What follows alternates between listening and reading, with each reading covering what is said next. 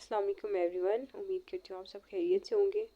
मेरी वॉइस से आपको फील तो हो गया होगा कि मेरी हालत बिल्कुल भी नहीं थी। तो मैं वीडियो स्टार्ट करने से पहले सबसे पहले तो मेरी एक छोटी सी रिक्वेस्ट है आप सबसे कि आपने मेरे लिए दुआ करनी है कि मेरी जल्द से जल्द तबीयत ठीक हो जाए, क्योंकि अब मेरा नेक्स्ट सेमेस्टर स्टार्ट हो गया है और पढ़ाई के साथ घर का भी मैनेज करना और स्टूडेंट को भी पढ़ाना बहुत ज़्यादा हार्ड होता है मेरे लिए।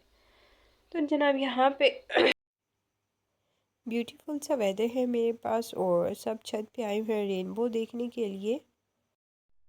उसके बाद मैंने अपनी सुबह का आगाज़ किया और फेस वॉश करने के बाद मैं नूर मर्जुगिन काज़म का सन ब्लॉक यूज़ करती हूँ। गर्मियों के लिए ये बहुत ज़रूरी है, अपनी स्किन को यूवी रेज से सिक्योर करने के लिए सन ब्लॉक का मस्ट इस्तेमाल किया करें। अपनी स्किन टाइप के अकॉर्डिंग यूज़ किया करें। मतलब पहले मुझे भी आइडिया नहीं था, ऐसी बात नहीं है। बस मुझे जो भी कोई बताता था कि ये वो फलां ब्रांड का बहुत अच्छा सन ब्लॉक है, मैं वही यूज़ करना शुरू कर देती थी। फिर क्या हुआ कि मेरी स्किन पे ना बहुत ज़्यादा पसीना आना शुरू हो जाता था। मैंने कहा ये क्या ड्रामा है। खैर फिर मेरी एक फ्रेंड है, शी इज़ डर्मेटोलॉजिस्ट, मैंने उनके साथ डिस्कस किया तो उन्होंने कहा कि जिस तरह डे एंड नाइट क्रीम होती है हम अपनी स्किन टोन के अकॉर्डिंग यूज़ करते हैं, बिल्कुल इसी तरीके से जो सन ब्लॉक होता है वो भी अपनी स्किन के अकॉर्डिंग यूज़ करना चाहिए। तो यहाँ पे मेरे पास जो नूर मर्जुगिन काज़म का है ये वाला फॉर ऑयली स्किन है, मतलब कि ये होता है जेल वाला सन ब्लॉक ऐसे कह लें आप, क्योंकि उसके ऊपर मेंशन है, मैंने पढ़ा था। और ये मतलब बिल्कुल ड्राई सा होता है और अगर ये लगा लें आप तो आपको कोई ज़रूरत नहीं है वो फाउंडेशन से बेस बनाने की और फेयर लवली क्रीम लगाने के लिए, ये सारे काम करता है। और तो बस जी उसके बाद यहाँ पे मैंने अपने लिए बनाया बनाना शेक, क्योंकि मैं तो बीमार हूँ, मैंने तो रोटी वगैरह छोड़ी हुई है। और उसके बाद ये है कि मुझे मार्ट जाना था, मेडिकल स्टोर पे भी जाना था, अपनी मेडिसिन भी लेकर आनी थी और मेरे पास फेस वॉश एंड वो ख़त्म था शैम्पू। अच्छा घर से तो मैं ये सोच कर गई थी, क्योंकि जब भी कोई कॉस्मेटिक की चीज़ बाय करनी होती है ना तो मैं प्रॉपरली अपना माइंड बना के जाती हूँ और मैंने सोचा था कि मैं न्यूट्रोजीना का फेस वॉश लेकर आऊँगी। खैर वो मैंने मेडिकल स्टोर्स पे भी पता किया, बहुत बड़े बड़े मेडिकल स्टोर्स पे भी पता किया। उसके अलावा मैंने वो क्या होते हैं मार्ट से भी पता किया। सबने कहा जी महंगाई बहुत हो गई है, उसकी कीमत बहुत ऊपर चली गई है, तो इस वजह से वो तो अब आना बंद हो गया है। इवन बड़े बड़े जो मार्ट्स हैं उन पर भी नहीं आ रहा, क्योंकि लोग बाय नहीं करते इस वजह से। फिर मैंने घर आके कॉस्मेटिक वेबसाइट पे चेक किया तो वहाँ पे वो 3000 का लगा हुआ था। मैंने कहा नहीं भाई ये तो बहुत महंगा है। इसके अलावा न्यूट्रोजीना के जितने भी सारे प्रोडक्ट्स हैं वो सब अवेलेबल है मार्केट्स में, मतलब मार्ट्स में भी और मेडिकल स्टोर पे भी। बाहर का दौरा लगा कर और खाए पिए बगैर वापस आ रही है, कोई खाने की चीज़ ना लेकर आओ तो इस तरह तो खाना हजम नहीं होता।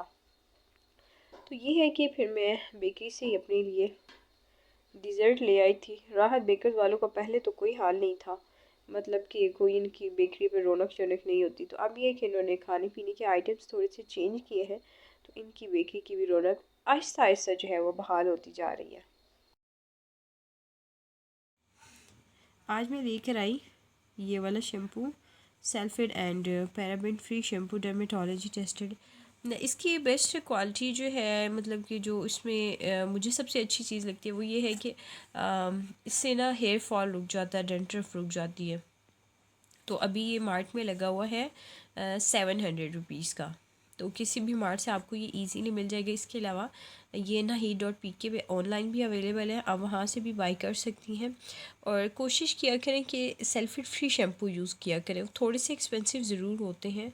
मतलब ये सबसे कम प्राइस में था 700 वाला, बाकी जो भी जितने भी थे सल्फेट फ्री वाले वो इससे ऊपर की रेंज में थे। घर वापस आई तो बारी आ गई खाने की। आज खाने में क्या बनाए, तो चलो मैंने पहले सोचा कि राइस बॉईल कर लेती हूँ, साथ में दाल बना लेती हूँ, लेकिन फिर मैंने कहा छोड़ो डबल एफर्ट करनी पड़ेगी, तो मैं ऐसे करती हूँ कि खिचड़ी बना लेती हूँ तो ख़ुद भी वही खा लूँगी।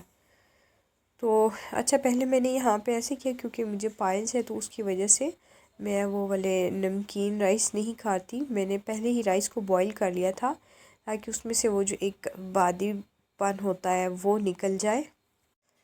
राइस बॉईल करने के बाद मैंने ऑयल में थोड़े से प्याज और ज़ीरा ऐड किया।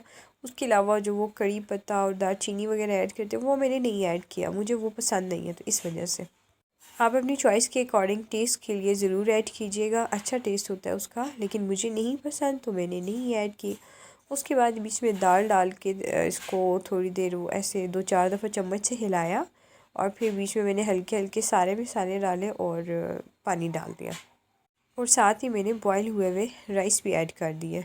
बस ये फिर क्या था, दम लगा के मैं खुद थोड़ी देर के लिए लेट गई और आधे घंटे बाद जब मैंने जाके देखा तो शुक्र है चावल नीचे नहीं लगे थे, जलते जलते बच गए थे।